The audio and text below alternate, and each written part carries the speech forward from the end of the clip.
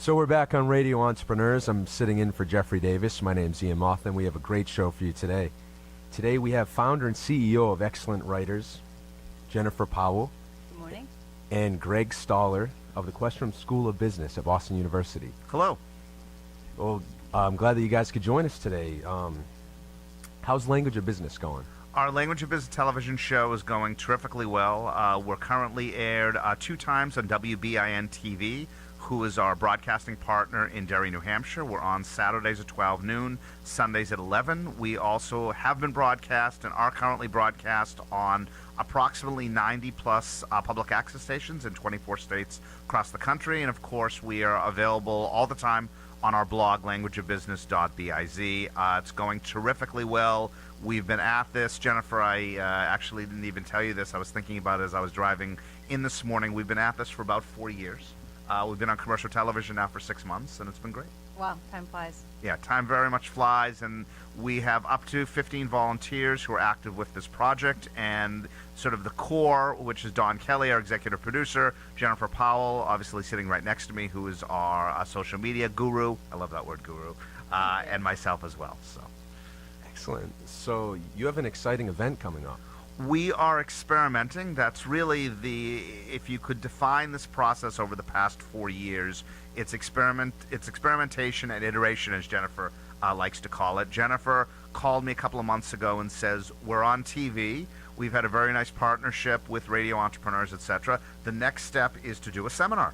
So I said, I don't know how to do this. And she said, sure you do. It's like teaching a class. I said, yeah, but there's no infrastructure. She said, I can help you with that. So Jennifer's idea is to use the power of the internet, how that's changed over the past, I don't know, pick a number, 10, 20, 40 years, and really change how people build their businesses. Yeah, this seminar is called The Perfect Pitch, and it is an opportunity for people to learn how to write a written pitch that they can use on the internet to appeal to people, and also, and this is where Greg really comes in, is the video. They're going to be able to do a video pitch. They'll learn how to be in front of a camera, how to present their business, how to talk about what they're doing, and then they'll actually walk away with the video, which I think is really exciting, and they'll be able to put it up that afternoon. I see this with undergraduate, graduate business students, of course, executives. If you look somebody in the eye and say, go ahead and practice, but you have 4 minutes to pitch your business, most people are incapable of doing it well. They can get through the basics, but they're incapable of doing it well. You know, talking about how does it make money, what the competitive advantage is, what the quality of the management team is. Through my partnership, for lack of a better term, amongst Jennifer, Dawn, myself, and of course our partner, the Needham Channel and WBIN TV, we have found over the years that hitting people on all cylinders, whether it be written press releases, whether it be audio overviews of 30 seconds or a minute, to Jennifer's point, video overviews, it forces people to actually think about their business in a much more pragmatic manner. Right, and not just talking about your business, but about the benefits to the customers. And I think that's where a lot of people fall down. They want to talk about how wonderful they are, which is important, but customers care more about what it is, what's in it for them, and what they can get out of it. And that's what we can help people to switch their perspectives around to their customers and be able to look at it from that perspective and help them to feel comfortable in presenting themselves. And that's where we're really lucky to have Don Kelly joining us. Oh, Don's amazing at what he does. I just want to talk about what Jennifer does so well because it's really cool. She's done a lot of editing of my stuff over the years, whether they be simple op-ed pieces or longer works. Her telltale sort of question is, what is your point? And that can not only relate to a paragraph, but also the entire document itself.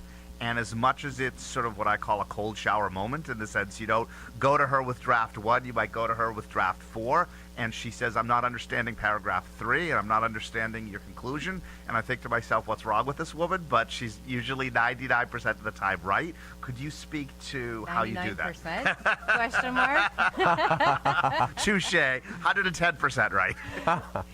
It's really about getting at the why of what you're doing, and this is a good place for everybody to start when you're dealing with your plans, when you're dealing with something that you're writing. Why are you doing this? And what's your point? And when you understand that, then you can go back and edit everything that you've done to have it make sense. How do you do it, though, in drafts 4, 5, and 6? It's easy to sort of do it with draft 1, but why are you so effective in drafts 4, 5, and 6? That's the point at which you really are able to look at this, take a step back, and look at it from the reader's perspective. Up until that point, you're just pushing your words out on the paper. Now you have all these words that you can play with, or these concepts that you can play with, and really think about what is this going to mean to the reader, and at which point are they going to walk away from it. We've talked about the internet and how it's affecting everything. People just, I don't know that it's changed our attention spans, but there is so much demand for our attention. And so you need to be very crisp, clear, concise, and you need to pull readers along. You cannot offer them an opportunity to walk away because they will. So Dawn has schooled us that the average attention span of a television viewer is under 5 seconds. Literally, and we've done focus groups that have proven this. What do you think, Jennifer, the average attention span is when it comes to reading something? Some people say 7 seconds, and I think that might even be too long. It's really because it starts with the headline, and then it's into the next paragraph. Those are the most important things. But even after that, at any point, people can just walk away. Well, yeah, 2017 is coming, and people want to see something. You need the multimedia element of a video, and it needs to be short because we're so overstimulated on the internet with all the colors, the flashing lights, the sounds. You really have to get someone's attention within the first few seconds, so they're gone. Absolutely. And now increasingly people are using video. They're using the multimedia, the pop-up ads. And you have the opportunity with the internet to reach people you never meet otherwise. But this is your one opportunity to introduce yourself. First impressions really do count. Yeah, it's like the Old Spice commercials of the 1970s that you don't get a second chance to make a first impression, quite literally. Exactly. Absolutely. So the biggest challenges, you would say, are getting people's attention immediately with the internet. And that's why we're appreciative of Radio Entrepreneurs. I mean, we're here. Obviously, we believe in the show and Jeffrey and Jonathan, everything you guys have done over the years. But we have a marketing challenge of our own, is we don't want to have an empty room on January 14th, is we want to make sure that we get people at the Wellesley Community Center. It's starting at 9 o'clock, by the way. And even if we run this with a finite amount of people or 200 people in the room, I think you would agree, Jennifer, that it will be considered a success. Oh, absolutely. Well, our hope is to have a small group because we want to give everybody lots of attention and really help them to address their problems and their specific needs. And I think that we're going to be able to do that quite well. And it's going to be a paid seminar. Money is going to go back into the production costs for the television show, by the way. So this is not fleecing our pockets. And you can sign up, by the way, at languageofbusiness.biz.